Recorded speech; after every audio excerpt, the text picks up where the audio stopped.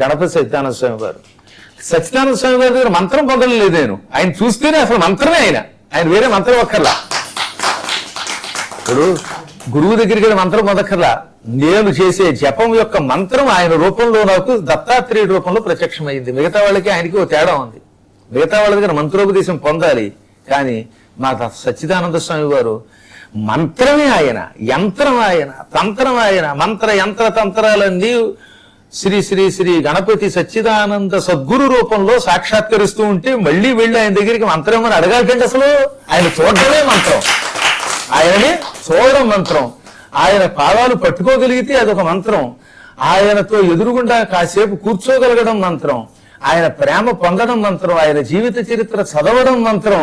ఇంత ఎందుకు ఆయనని దగ్గరికి వెళ్ళి చూడలేకపోయినా ఇంట్లో ఆయన పటం పెట్టుకునో లేక మనస్సులోనో ఆయన తలుచుకోవడమే ఒక మంత్రం, మహాసాధన.